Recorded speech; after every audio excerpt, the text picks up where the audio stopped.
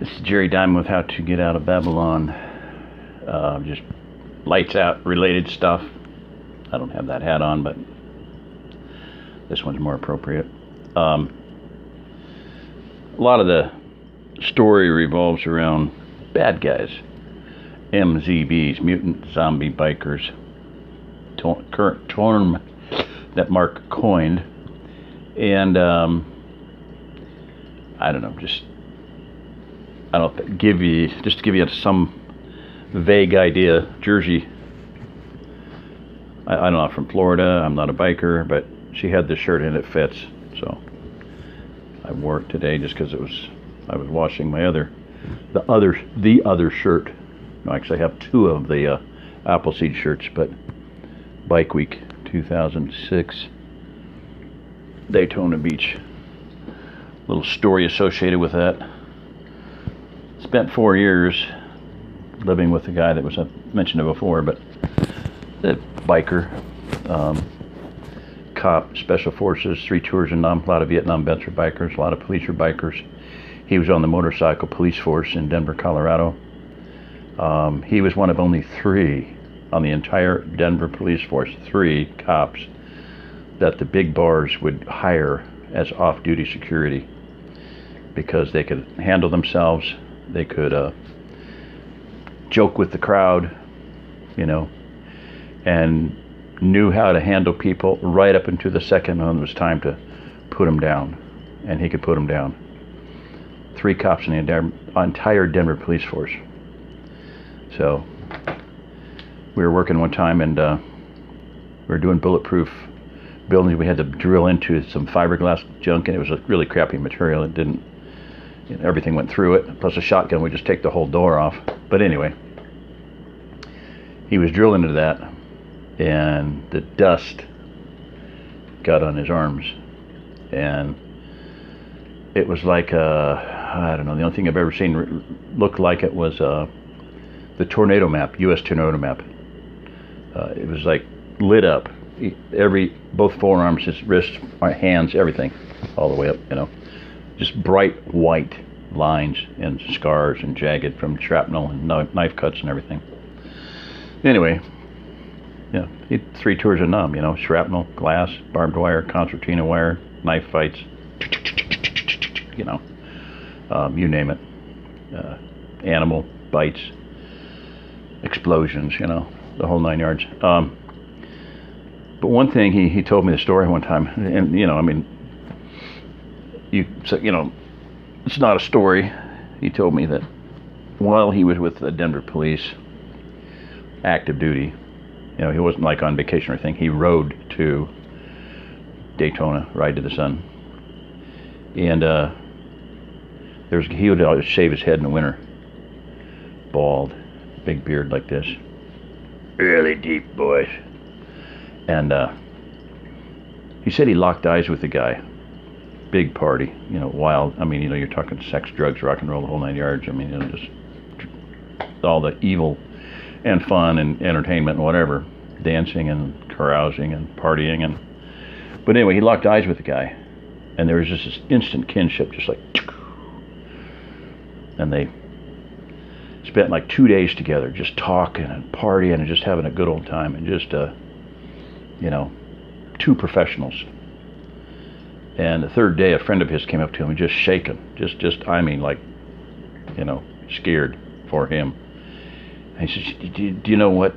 That guy is an enforcer for the whatever motorcycle group, gang, outlaw gang, serious stuff, Mac 10s, full autos, whole 9 yards, drugs, running,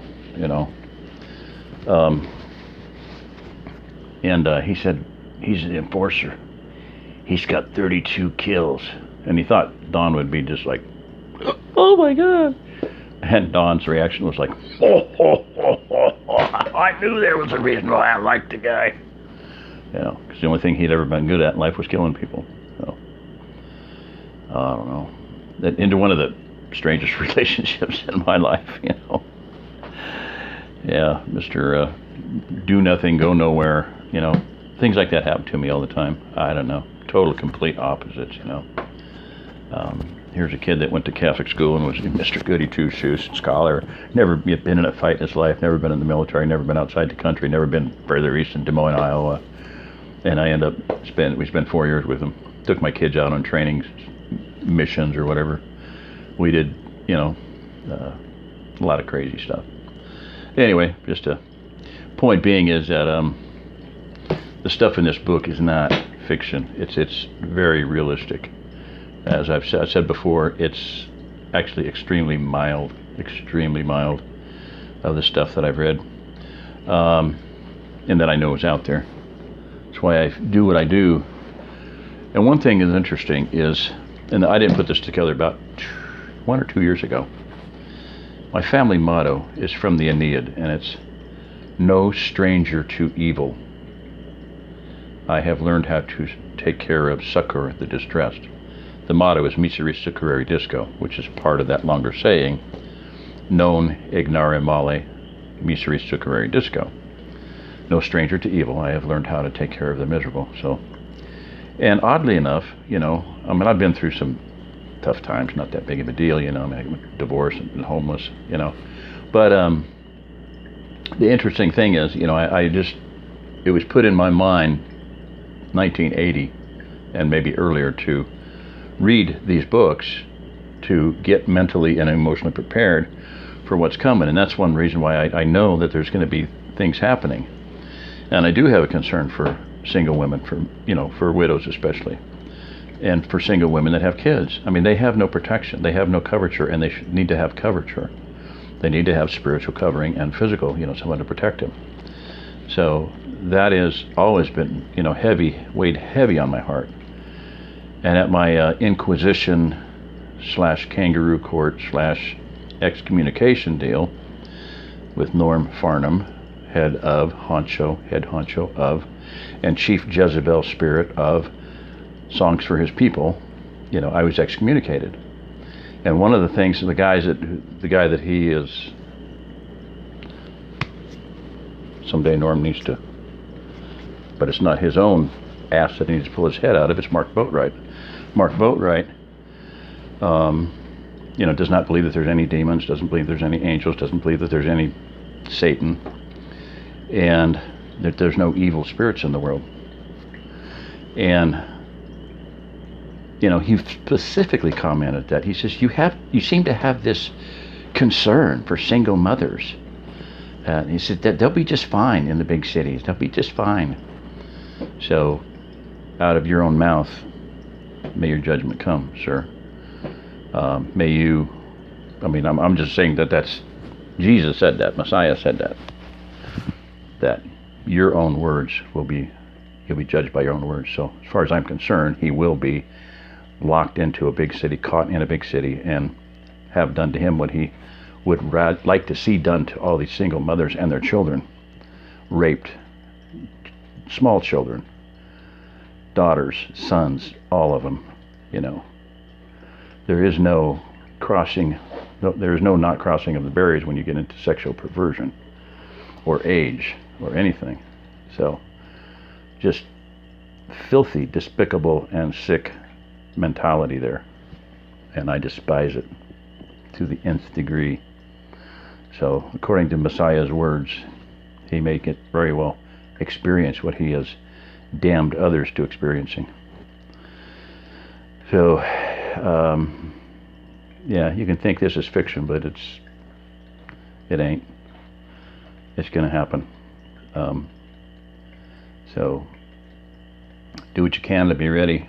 We're doing, there's some things here you can do that are cheap, simple. Like I said, I've got that one series going that's